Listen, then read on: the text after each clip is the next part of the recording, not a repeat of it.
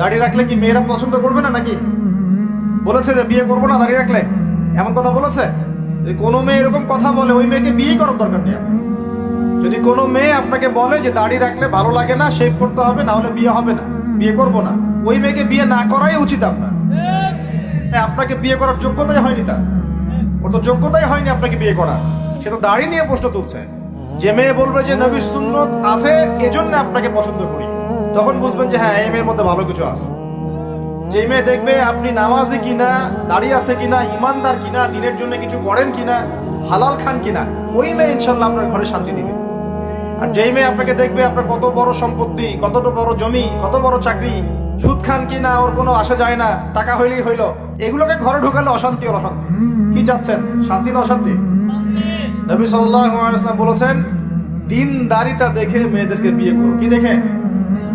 একই বিষয় ছেলেদের জন্য মেয়েদের জন্য সেম। ছেলে দেখতে হবে দিনদার কিনা, মেয়ে দেখতে হবে দিনদার কিনা, পর্দা করে কিনা, দিনদারিতা আছে কিনা।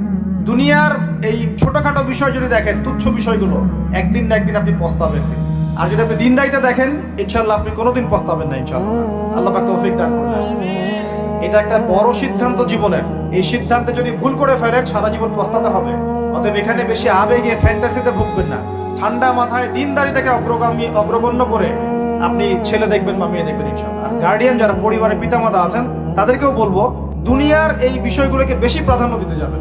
কত বড় চাকরি করে, কত বড় জমির মালিক, কত বেশি টাকা, এগুলো পরের বিষয়। আগের বিষয় হচ্ছে আপনার ওই জামাই দিনদার কিনা, আগের বিষয় হচ্ছে তার মধ্যে ইসলাম আছে কিনা, শুরুর বিষয় হচ্ছে আপনার ওই মেয়ের মধ্যে দিনদারিতা আছে কিনা। এটা নসিহত করে গেলাম। যদি আপনি বুদ্ধিমান হন তাহলে আমার নসিহত গ্রহণ করবেন ইনশাআল্লাহ তাআলা। না হলে কিন্তু সারা জীবন পস্তাতে হবে। যারা বেদিন জামাই বিয়ে করেছে আর বেদিন মেয়ে বিয়ে করেছে তারা বুঝবে যে আমার কথার মর্ম কতটা। তারা এখন ইচ্ছা করেও লাইন আনতে পারছে না, পারছে? যে বলছে বিয়ের পরে ঠিক হয়ে যাবে, এত সহজ? এটা কি সুইচ টিপ দিলে ঠিক হয়ে যাবে? মানুষের মনটা খুব জটিল একটা বিষয়। এত সহজেই মানুষের মন চেঞ্জ হয় না। হয় ইল্লা মাশাআল্লাহ, আল্লাহ চাইলে হয়।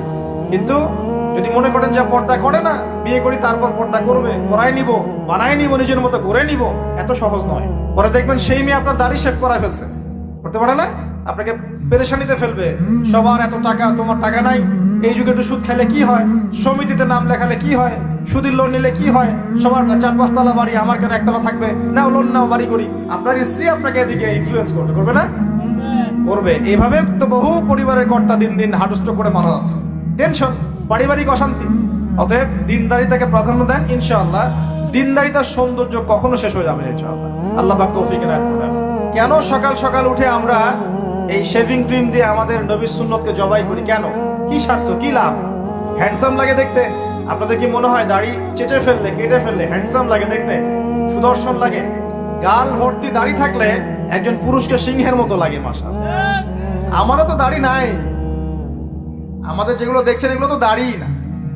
যাদের সুন্দর গাল ভর্তি দাড়ি আছে, এই মানুষগুলো যখন শেভ করে আমার খুব আফসোস হয়। আহা, বেচারাকে কত সুন্দর দাড়ি আল্লাহ পাক দিয়েছেন, প্রত্যেক দিন শেভ করা শুরু করেছে। অথচ আপনি দাড়ি ছেড়ে দিলে আপনার চেহারার ব্যক্তিত্বটা বাড়বে, সুন্দর লাগবে, স্মার্ট লাগবে, হ্যান্ডসাম লাগবে, সিংহের মতো লাগবে। মুসলিমরা কি ভীরু কাপুরুষ জাতি? আলী রাদিয়াল্লাহু আনহুর চেহারা দেখলে মানুষ, যখন যুদ্ধের মাঠে তার চেহারা দেখলে মানুষ ভয় পেয়ে যেত। যুদ্ধের মাঠে তার চেহারা দেখলে মানুষ ভয় পেয়ে যেত।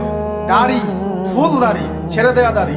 এবং তিনি যখন গর্জন করতেন যুদ্ধের মাঠে, প্রতিপক্ষ যখন থাকতো আহ্বান করতেন, কে আছে সামনে আসো, সাহস থাকলে আমার সামনে। এই গর্জন শুনেই মানুষ ভয়ে তার সামনে আসতো। খালিদ বিন ওয়ালিদ রাদিয়াল্লাহু আনহু যুদ্ধের মাঠে তার গর্জন শুনেই মানুষ সামনে আসতো। কাকা রাদিয়াল্লাহু আনহু তিনি একাই 10-20 জনের সাথে লড়াই করতে পারতেন। বলা হতো যে সেনাবাহিনীর মধ্যে কাকা রাদিয়াল্লাহু আনহু আছে, ওই সেনাবাহিনী কখনো পরাজিত হয় না। বলা হতো, এটা প্রবাদ ছিল। তাদের গাল ভর্তি দাড়ি ছিল না।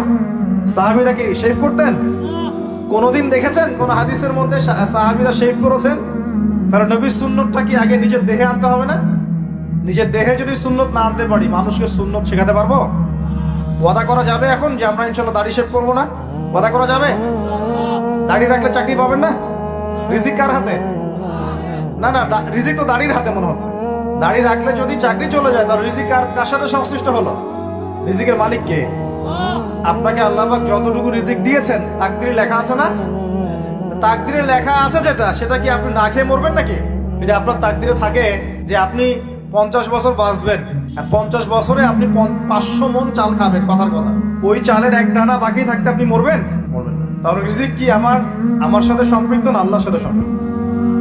এই বিশ্বাসটা করতে হবে তো।